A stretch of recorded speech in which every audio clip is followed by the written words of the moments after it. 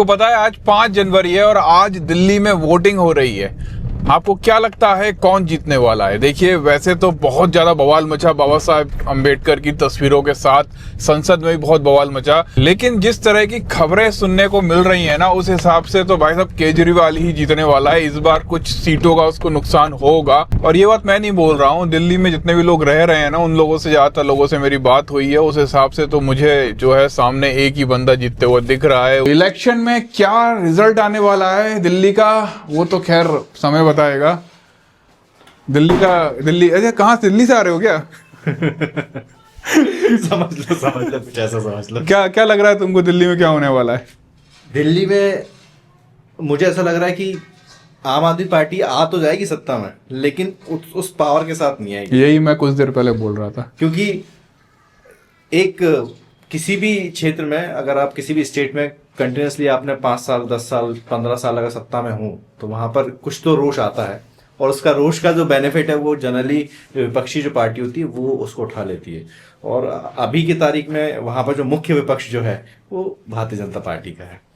तो let's see, लेकिन मुझे ऐसा लग रहा है कि बीएसपी का भी कुछ वोट परसेंटेज शायद बढ़ सकता है, क्योंकि कंपेरेटिवली जो पिछले जो चुनाव रहे हैं उनके ज्यादा अच्छा चुनाव लड़ रही है।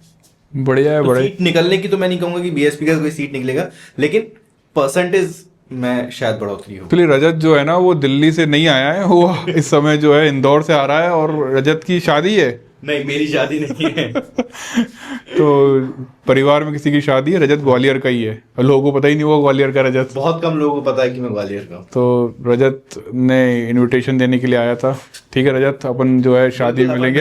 अभी तो तुम यहीं हो ना, महीने भर? 1 महीने में यहाँ पे। तो बस अपन कुछ शूट करते हैं मिलके, है ना? ठीक है, डन। अब तक आपने संसद में चंद्रशेखर आजाद का भाषण सुन लिया होगा, गजब का था यार, 8 मिनट का था, लेकिन ऐसा शायद ही कोई मामला हो जो उन्होंने ना उठाया हो। आपको पता है संसद में हम जो कुछ भी बोलते हैं ऑन रिकॉर्ड वहां पर दर्ज किया जाता है, और ये सारी चीजें जो बोली गई हैं इससे पहले भी लोग बोलते हैं, लेकिन वो ज़्यादा से ज़्यादा 1 या 2 या 3 मुद्दे उठा लेते हैं, लेकिन यहाँ लाइन से कम नहीं तो।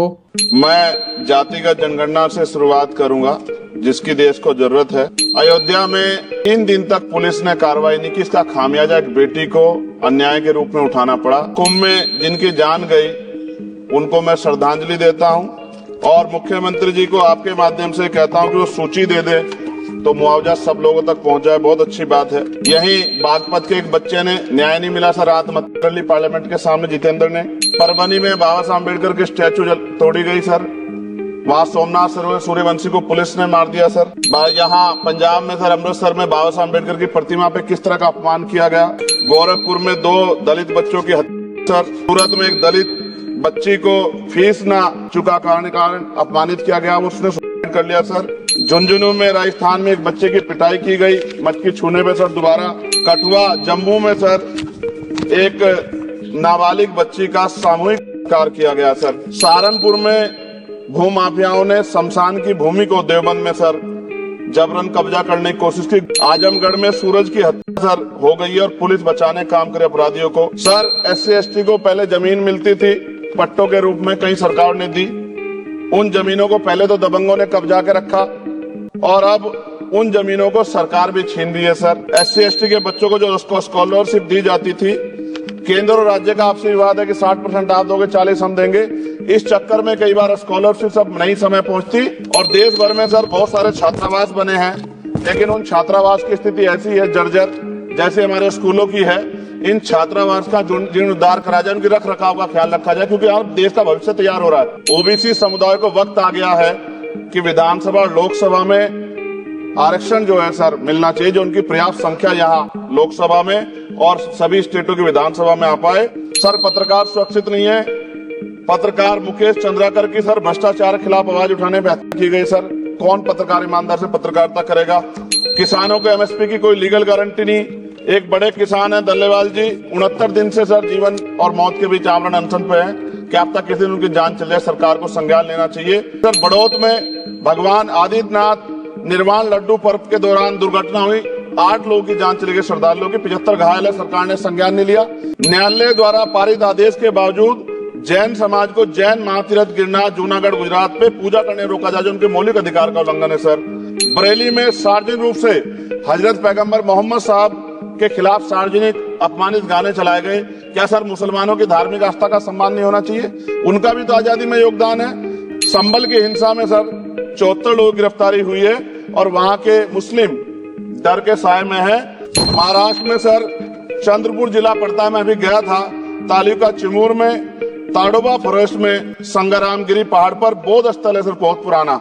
वहां बौद्ध भिक्षु को सरकार बिजली नहीं देती, रास्ता नहीं देती। तथागत बुद्ध की ज्ञान स्थली होने के कारण बोध गया में बौद्ध धर्म के अनुयायियों के लिए जो बहुत महत्वपूर्ण स्थल है सर, इस स्थल पर अवैध कब्जा हटवाकर बौद्ध धर्म के अनुयायियों को सौंपा जाए। उनमें बड़ी चिंता, देश विदेश से लोग आते हैं, तो यहाँ हमारे देश की छवि भी खराब हो रही है। कुंभ को लेके चंद्रशेखर आजाद का शुरू से ही बयान कंट्रोवर्शियल रहा है, विवादित रहा है, और यहाँ भी संसद में खड़े होकर उन्होंने सीधा बोला कि सरकार ने 7,500 करोड़ रुपए कुंभ में खर्च किया।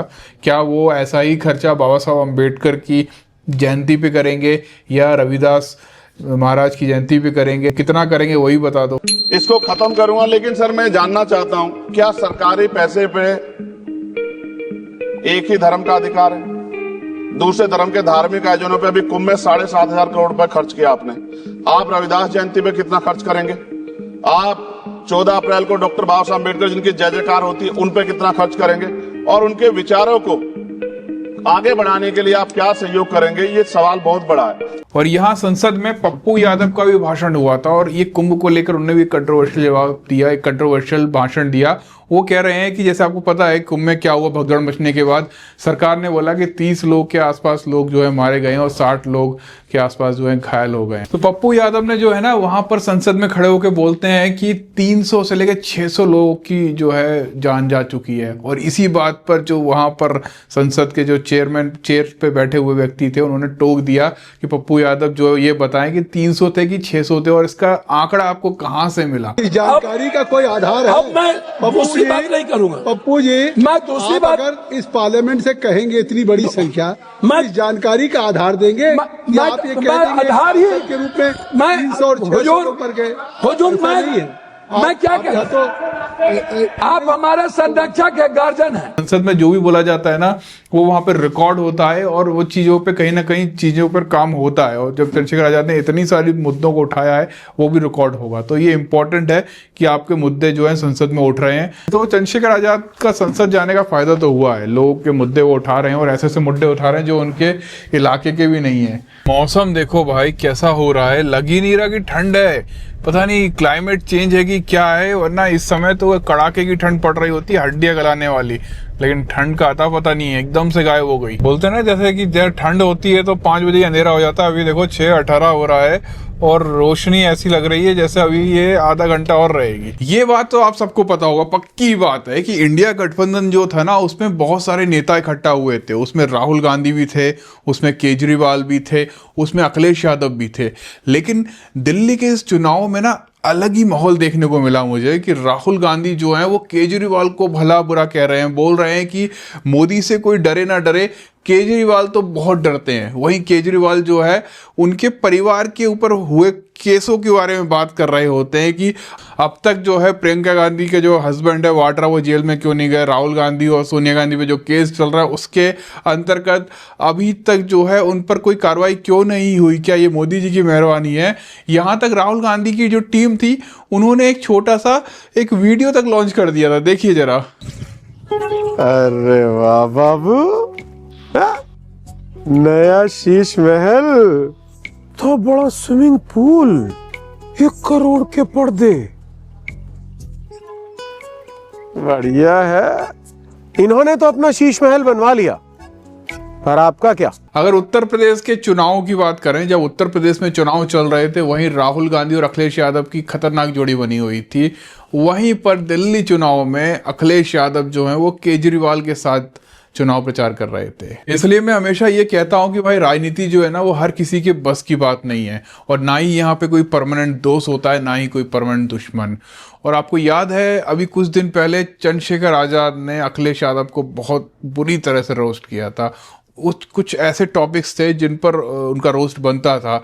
अखिलेश यादव की सरकार जब आई थी तो उन्होंने प्रमोशन पर रिजर्वेशन जो मिल रहा था उसको ख़त्म कर दिया था। उसके चलते बहुत सारे जो सरकारी ऑफिसर थे उनको वापस से डिमोटेड कर दिया गया था। अब सोचिए आप किसी सरकारी ऑफिस में एक अच्छे पद पर हैं, एक ऑफिसर पद पर हैं, और वहाँ पर आपको एक खबर मिलती है कि अभी जो नई सरकार आई अखिलेश यादव की, उन्होंने आपको डिमोटेड कर दिया है, आपको आपकी जो पद था उससे नीचे उतार दिया है और आपको उसी सरकारी कार्यालय में काम करना है। और जितने सारे लोग होंगे वो कितना उन पर हंसते होंगे। इस मुद्दे को लेकर बहुत सारे लोग उत्तर प्रदेश से मुझे कई बार कह चुके हैं।